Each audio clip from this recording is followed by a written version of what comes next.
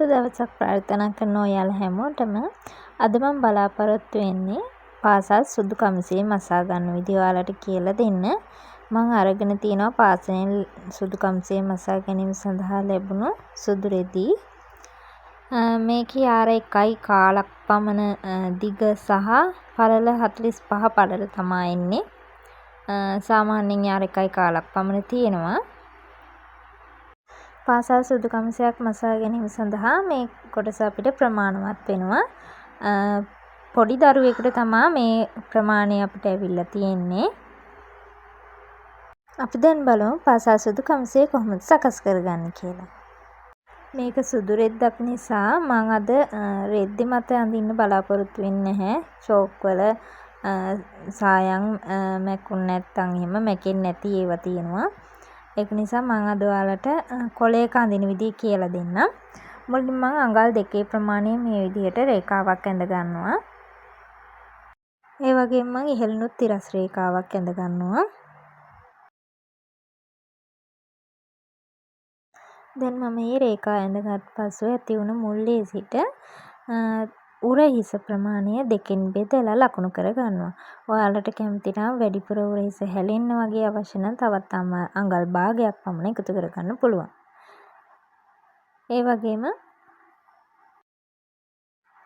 එම ප්‍රමාණයම නැතිනම් උරහිස දෙකින් බෙදුවමින්මට අඟල් භාගයක් එකතු කළ ප්‍රමාණය මේ විදිහට පහළට ලකුණු කර ගන්න පුළුවන් රැගල් උස වශයෙන්. එම ලකුණු කරගත් ලක්ෂයෙන් මම රැගල් රේඛාව ඇඳ ගන්නවා. ඒ වගේම ඔයාලා දැනටමත් දන්නවා කරවට ලකුණු කරගන්න. කරවට මම 4න් බෙදලා මේ විදිහට කර ගැඹුර වශයෙන් ලකුණු කරගන්නවා. කර ගැඹුරට අප්‍රමාණයෙන් අඟල් භාගයක් අඩු කරමින් මම කර පළල වශයෙන් ලකුණු කරගන්නවා. දැන් මම මේ විදිහට කර හැඩය ඇඳ ගන්නවා. කමිසයක් නිසා මම උරහිස අඟල් 3 කාලක් පහත් කරගන්නවා. වැඩිහිටි දරුවෙක් නම් අඟලක් පමණ පහත් කරගන්න. දැන් මම කර පළල ලක්ෂයේ සිට උරහිස හැඩ රේඛාව ඇඳ ගන්නවා. දැන් මම කර පළල ලක්ෂයේ සිට සම්පූර්ණ උස පහළට ලකුණු කර ගන්නවා. උරහිස සඳහා අඟල් භාගයක් සහ යට වාටිය නැවිලා මැහෙන්න අඟල් භාගයක් විදිහට මම සම්පූර්ණ උස ලකුණු කර ගන්නවා. මගේ කොළේ දිග මදි නිසා මම අඟල් 15ක් අරගෙන උරහිස සහ පහළ යට වාටිය නැමිලා මැහෙන්න අඟල් භාගයේ බැගින් අඟලක් මම මේ විදිහට 16ක් විදිහට එකතු කර ගන්නවා. ඒ වගේම මම රැගල් රේඛාවේ පපුව වටමින්ම මේ විදිහට ටේප් එක 4 නාමින් 4න් බෙදා ගන්නවා. 4න් බෙදාගෙන බුරුල සඳහා අඟල් 3 කාලක් සහ මැහුම් වාසි සඳහා අඟලක් හෝ ඔයාලා කැමති නම් අඟල් භාගයක් හෝ අඟලක් එකතු කර ගන්න පුළුවන්. ඒ විදිහට එකතු කරගත් ප්‍රමාණය මම මේ විදිහට රැගල් රේඛාවේ ලකුණු කර ගන්නවා. දැන් මම අත් කට ඇඳ ගැනීම සඳහා මේ විදිහට උරහිස හැඩ රේඛාව රැගල් රේඛාව දක්වා පහළට සිරස් රේඛාවක් ඇඳ ගන්නවා. එමෙ රේඛාවේ හරි මැද සොයාගෙන මේ විදිහට ලකුණු කර ගන්නවා. හරි මැද ලකුණු කරගෙන හරි මැද සිට ඇතුළට අඟල් කාලක් මම ලකුණු කර ගන්නවා. ඒ වගේම මුල්ලේ සිට මේ විදිහට අඟල් කාල ලකුණු කරගත් ලක්ෂයට රේඛාවක් ඇඳ ගන්නවා. ඒ වගේම මුල්ලේ සිට ඉහළට අඟල් 1 කාලක් මම ලකුණු කර ගන්නවා. අඟල් 1 කාලයේ ලක්ෂය සහ රැගල් රේඛාවේ පපුවට ලක්ෂය සහ අඟල් කාලක් ඇතුළට ලකුණු කරගත් ලක්ෂය හරහා මේ විදිහට අත්කට වක්‍රය ඇඳ ගන්නවා. දැන් අපි රැගල් රේඛාවේ ලකුණු කරගත් පපුවට ප්‍රමාණයම අපිට පහළ යට වාටියෙත් ලකුණු කරගන්න පුළුවන්. එම් ප්‍රමාණයෙන් මම පහළ යට වාටියෙත් ලකුණු කරගන්නවා. ඔයාලට අවශ්‍ය නම් පුළුවන් ඉන දක්වා උසත් අරගෙන ඉන දක්වා උසත් ඒ ප්‍රමාණයම අපිට රැගල් රේඛාවේ ප්‍රමාණයම ලකුණු කරගෙන අඟල් භාගයක් පමණ ඇතුළට හැඩ කරමින් උනත් ඇඳ ගන්න පුළුවන් අවශ්‍යම නැහැ. පිරිමි කමිසයක් නිසා එසේ කර ගැනීම අත්‍යවශ්‍ය නැති නිසා මම මේ විදිහට කෙලින්ම යට වාටිය දක්වාම ඇඳ ගන්නවා. යට වාටියෙන් උනත් අඟල් භාගයක් හැඩ කරමින් ඔයාලට ඇඳ ගන්න පුළුවන්.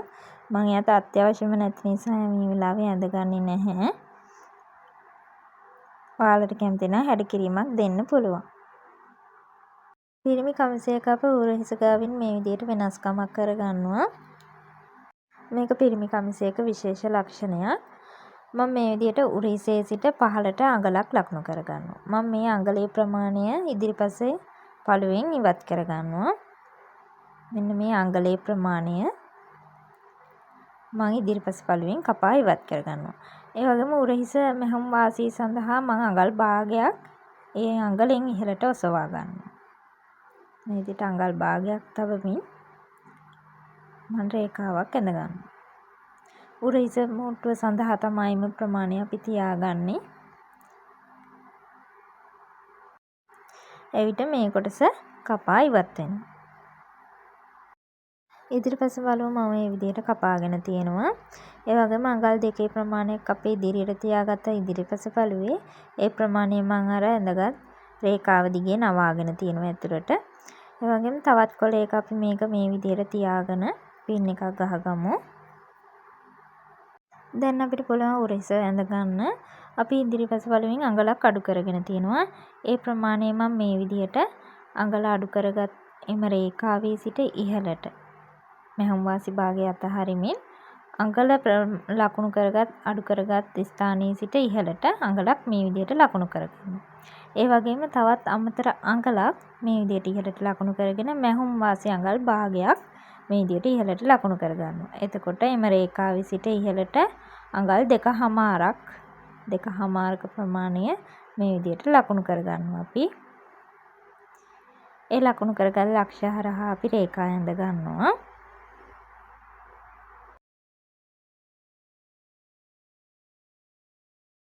ඒ වගේම මම පහළ උරහිස මේ විදිහට මැන ගන්නවා ඉදිරිපස්ස. ඒ ප්‍රමාණයෙන් මම ඉහළ රේඛාවෙත් මේ විදිහට ලකුණු කරගන්නවා. ඒ ලකුණු කරගෙන මම අත් කට පැත්තේ රේඛාව මේ විදිහට ඉහළට උරහිස දක්වා ඇඳ ගන්නවා. දැන් මම පිටුපස කර ලකුණු කරගන්නවා. අඟල් භාගයේ ප්‍රමාණයෙන් ලක්ෂයක් ලකුණු කරගෙන මේ විදිහට අඟල් 1.5ක් හෝ 1.15ක් පමණ පහළට කර ගැඹුර ලකුණු කරගෙන පිටුපස කර අපිට ඇඳ ගන්න පුළුවන් මේ විදිහට. රූල් එකක් තියෙනවා නම් පාවිච්චි කරන්න, නැත්නම් ප්‍රශ්නයක් නැහැ. අතින් සාමාන්‍ය විදිහට ඇඳ ගන්න. දැන් අපිට ඉතිරි කොටස් ඉදිරිපස පළුවේ හැඩයටම කපා ගන්න පුළුවන්. ඊළඟට අත කොටස ඇඳ ගැනීම සඳහා උරහිස 4න් බෙදූ ප්‍රමාණය මම මේ විදිහට ලකුණු කරගන්නවා.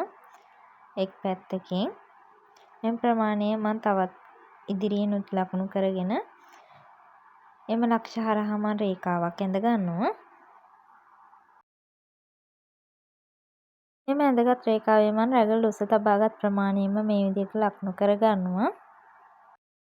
එම ලක්ෂ්‍යයේ සිට ඉහළ මුල්ලට මම මේ විදිහට හැඩ රේඛාවක් ඇඳ ගන්නවා. එම රේඛාවේ මම සාමාන්‍ය පරිදි අඟල් කාලක් පිටසට සහ අඟල් කාලක් ඇතුළට විදිහට මම මේ විදිහට සාමාන්‍ය ඇදුණු S හැඩයට අත්කට ඇඳ ගන්නවා. දැන් අපිට ඉහළ මුල්ලේ සිට පහළට අත උස ලකුණු කරගන්න පුළුවන්. උරහිස මෙහම වාසි සඳහා අඟල් භාගයක් සහ යට වාටිය නැමිල මෙහෙන් අඟල් 1.5ක් වශයෙන් මේ විදිහට අත උස ලකුණු කරගන්න පුළුවන්.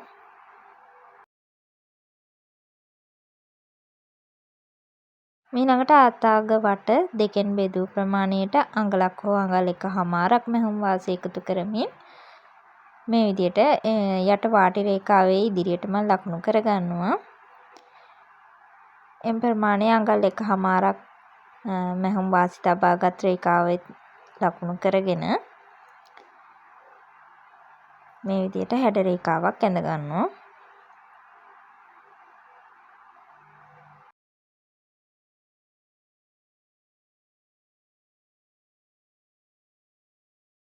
අත්කට වක්‍රය නිවැරදිව තිබේද බලන්න ඔයාලට මැන ගන්න උනත් පුළුවන්. අපි බලමු ඉදිරිපස සහ පිටුපස අත්කට වක්‍රයේ ප්‍රමාණය මේ විදිහට මැනගමු. අඟල් භාගයේ ප්‍රමාණය මම මේ විදිහට එක මත එක යන විදිහට තියා ගන්නවා.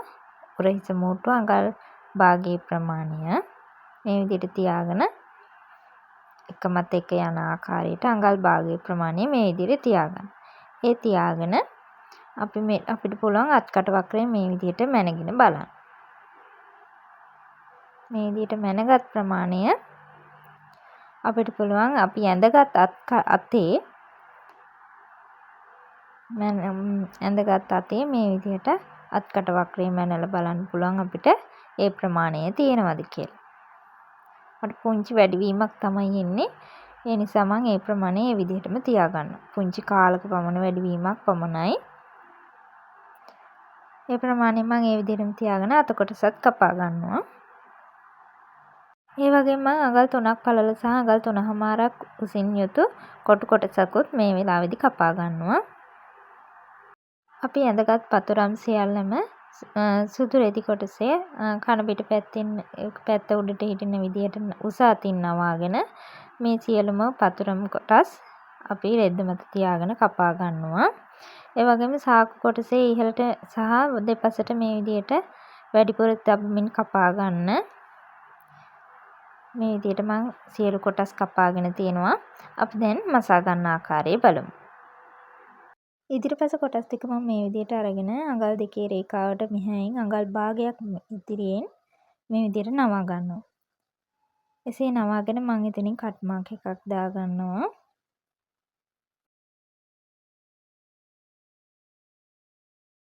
ඉදිරිපස එක් පළුවක් මම මේ විදිහට අරගෙන ඇතුළු පැත්තට කියන්නේ කන පිට පැත්තට මේ විදිහට අඟල් භාගය මාක් කර තැනින් නවා ගන්නවා. එසේ නවාගෙන මම එතනින් මැස්මක් දා ගන්නවා. මේ විදිහට ඉදිරිපස කාරින් මේ විදිහට නවාගත් ස්ථානයේ මැස්මක් දා ගන්නවා. වැඩිපුර කොටස කපා ඉවත් කර ගන්නවා. ඒ වගේම යට වාටියෙන් මම ඒ ප්‍රමාණයම මේ විදිහට මැස්මක් දා ගන්නවා. ඊළඟට මම අත කොටස මේ විදිහට අරගෙන තියෙනවා.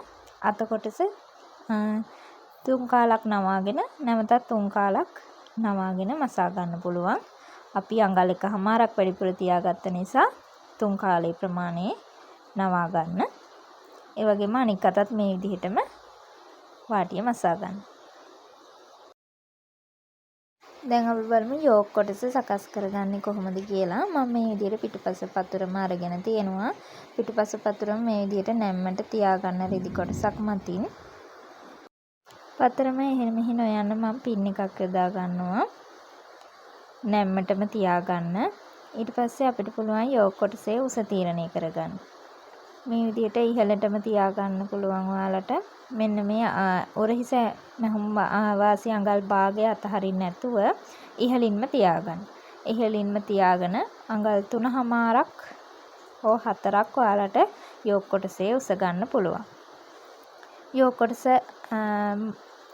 යටින් අඟල් භාගයක් මැහීම සඳහා මැහුම් වාසිය තබා ගන්න මම යෝක් කොටසේ උස 3මාරක් අරගෙන තියෙනවා.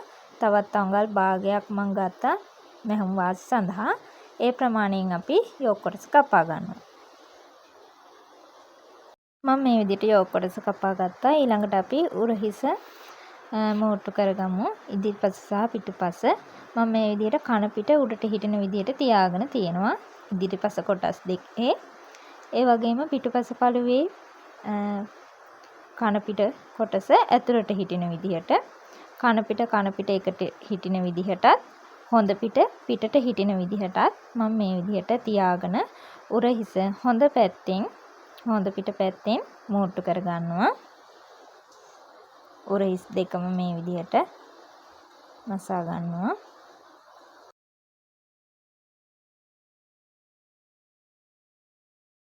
අපි දැන් උරහිස මහගෙන ඉවරයි. අපි දැන් හොඳ පිට පැත්තෙන් තමා මහගෙන තියන්නේ. ඒ නිසා මේ උරහිස මෝට්ටුව පෙනෙනවා. ඒ නිසා අපි දැන් යෝක් කොටස අරගෙන තියෙනවා. යෝක් කොටසේ හොඳ පිට පැත්ත යටට හිටින විදිහටත් කන පිට පැත්ත උඩට හිටින විදිහටත් ඉදිරිපස පැත්තෙන් මේ විදිහට තියාගෙන උරහිස නැවත අපි අඟල් භාගයට මසාගෙන යනවා.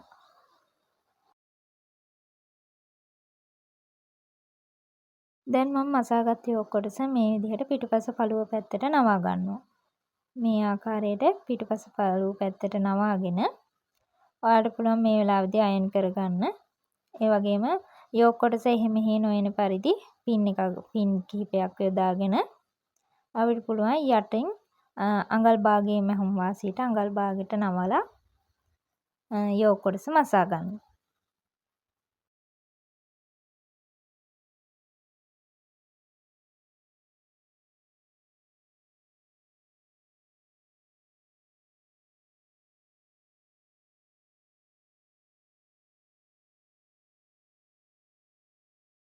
දැන් මම අත කොටස සම්බන්ධ කරගන්නවා. ඒ සඳහා මේ විදිහට අත්කට දෙකට නවා ගන්නවා. දෙකට නවමින් හරි මැද සොයාගෙන මේ විදිහට කට් මාක් එකක් යොදා ගන්නවා. ඒ කට් මාක් එක යොදාගත්ත ස්ථානයට අපි අතේ හරි මැද අපි කට් එකක් යොදාගෙන තියෙනවා. එතන සම්බන්ධ කරමින් පින් මික්ස් යොදාගෙන අපිට පුළුවන් අත සම්බන්ධ කරගන්න.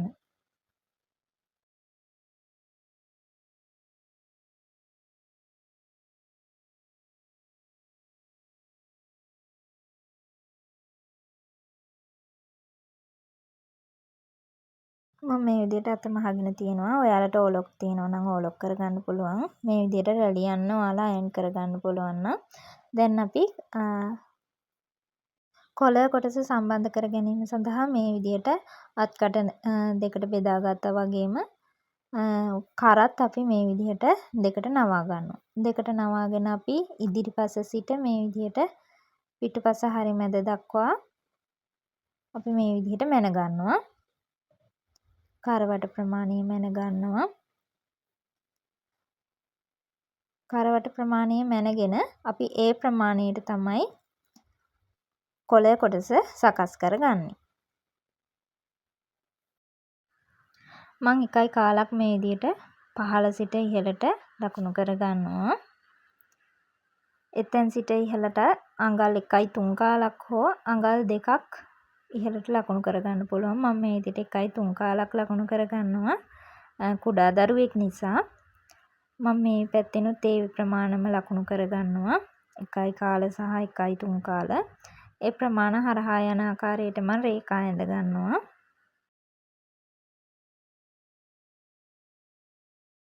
ඊළඟට අපි කරවට මැනගත් ප්‍රමාණය අරගෙන එම ප්‍රමාණය මේ විදිහට මේ පහළ රේඛාවේ ලකුණු කරගන්නවා. මට 6.5ක ප්‍රමාණයක් තමයි ඇවිත් තියෙන්නේ. එම ප්‍රමාණය මම මේ විදිහට ලකුණු කරගන්නවා. ඒ ලකුණු කරගත් ස්ථානයෙන් මම මේ විදිහට රේඛාවක් ඇඳ ගන්නවා. එම ඇඳගත් රේඛාවට පහළින් මේ විදිහට අඟල් කාලක පමණ ප්‍රමාණයක් හැඩ කරගන්නවා. මේ පහළ කොටස අපි ඉවත් කරගන්නවා. ඒ වගේම මෙතනින් පුංචි කර්ව් එකක් දෙන්න පුළුවන්. මම අඟල් 3 කාලක පමණ කර්ව් එකක් දෙනවා. අඟලක් වුණත් පුළුවන්. මම කුඩා දරුවෙක් නිසා අඟල් 3 කාලක ප්‍රමාණයක් මේ විදිහට කර්ව් කරගන්නවා. මෙන්න මේ කොටසත් කපා ඉවත් වෙනවා. මෙන්න මෙතන ලක්ෂයේ සිට ඉහළට මම රේඛාවක් ඇඳ ගන්නවා මේ විදිහට. එම ප්‍රමාණයේ සිට පිටතට අඟලක ප්‍රමාණයක් මම තව ලකුණු කරගන්නවා. එම ලකුණු කරගත් ලක්ෂයට මම මේ විදිහට කර්ව් කරගත් ස්ථානයට රේඛාවක් ඇඳ ගන්නවා. දැන් අපි කොළ කොටස සකස් කර අවසන්. මේ ප්‍රමාණයට කපා ගන්නවා අපි දැන්. මේ කපාගත් කොළ කොටස ස්ටිප් කොටසක නැම්මට මේ විදිහට තියාගන්න. ඒ තියාගෙන මේ ගානටම අපි ස්ටිප් කොටස කපා ගන්නවා.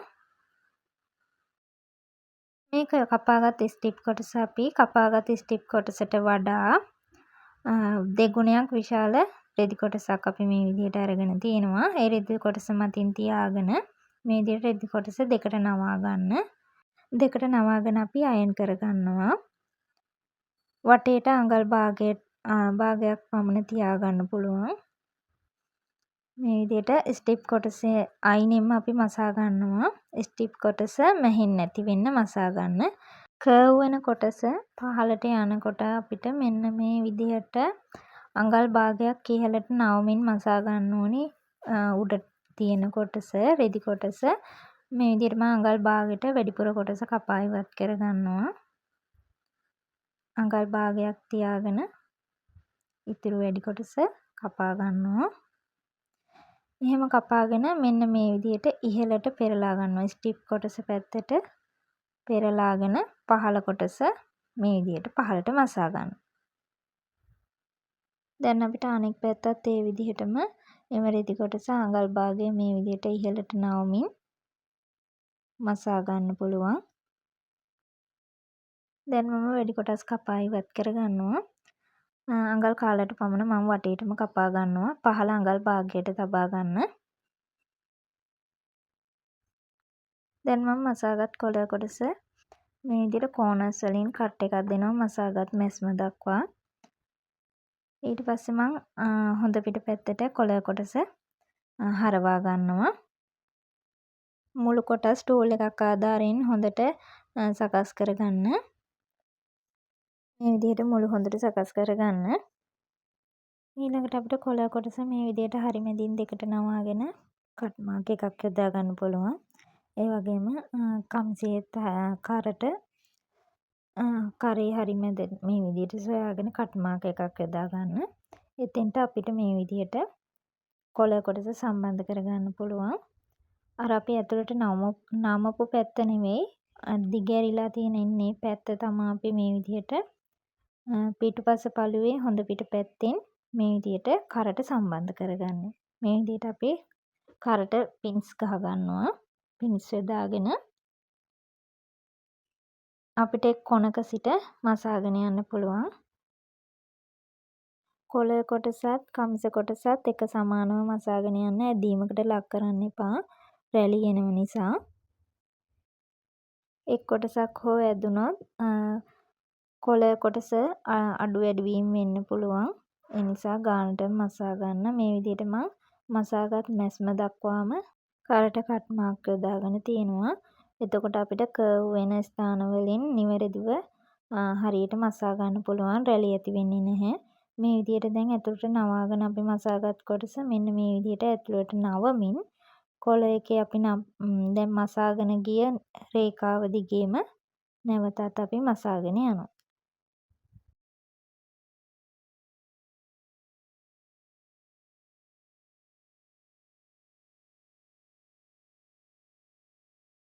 මසාගෙන අවසානයේදී අපි මේ විදිහට හුට් එක ඔසවලා නැවත කොළ කොටස පැත්තට මේ විදිහට අයිනෙන්ම මසාගෙන යනවා.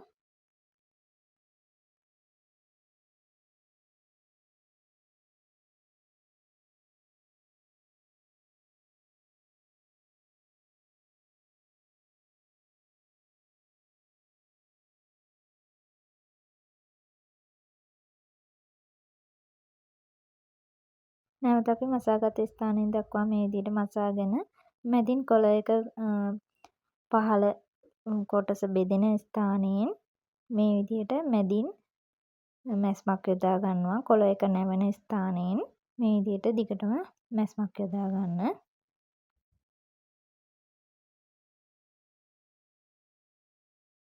කොළ කොටස අපි මේ විදිහට මසාගෙන තිනවා. දැන් අපිට පුළුවන් අංශය දෙපැත්ත මසා ගන්න.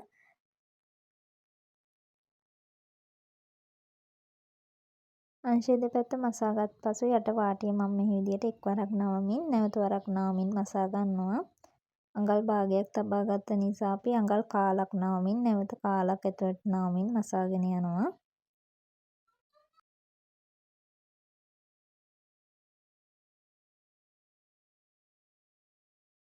දැන් අපිට පුළුවන් පොකට් කොටස නිර්මාණය කරගන්න. මම මේ විදිහට හරි මැදින් දෙපැත්තෙන් කාල බැගින් නවාගෙන තියෙනවා. මැද පැත්තට ත්‍රිකෝණාකාරව හිටින විදිහට මේ විදිහට ඉහළ තුන් පැත්තටම අඟල් භාගයේ බැගින් තබාගෙන ඉහළට අඟල් 1.5 පමණ තියාගෙන මම මේ විදිහට නවමින් මසා ගන්නවා ඉහළ කොටස. දැන් මම පොකට් කොටසේ මැහෙන්නේ නැති අනෙක් තුන් පැත්තම මේ විදිහට අඟල් භාගයට ඇතුළට නමින් ටෙන්ෂන් එක 4ට පමණ වැඩි කරගෙන තුන් පැත්ත මසා ගන්නවා. දැන් අපිට මේ වෙලාවේදී බැජ් එකක් තියෙනවා නම් එකතු කරගන්න පුළුවන්. මේ විදිහට දිග බැජ් එකක් තියෙනවා නම් ඒ විදිහට දිගට මසා ගන්න පුළුවන්. මේ විදිහට අපි බැජ් එක සම්බන්ධ කරගෙන සාක්කු කොටස මේ විදිහට කම්ස කොටස සඳහා සම්බන්ධ කරගන්නවා. මේ විදිහට මම උරහිසේ සිට පහළට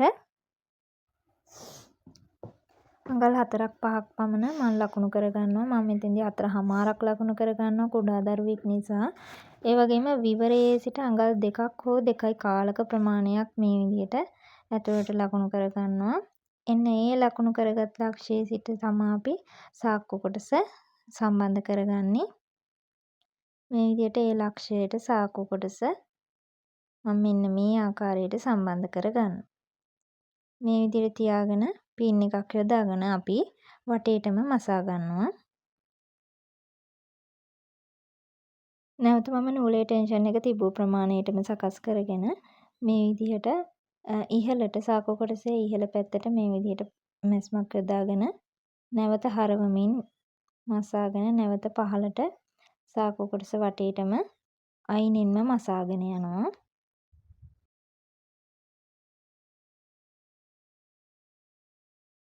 සාකෝ කොටස මසා අවසන් කරන විටත් මුලින් පටන් ගත්ත ආකාරයටම මම මසා අවසන් කරගන්නවා. සාකෝ කොටස වටේට දුරින් දුරින් මසාගත් නූල් අපි ඉවත් කරගන්නවා මේ වෙලාවේ.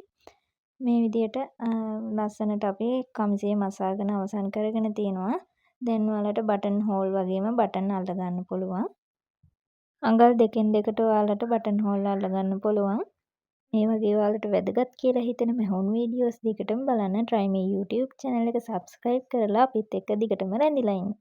ඔයාලා හැමෝටම සුබ දවසක්.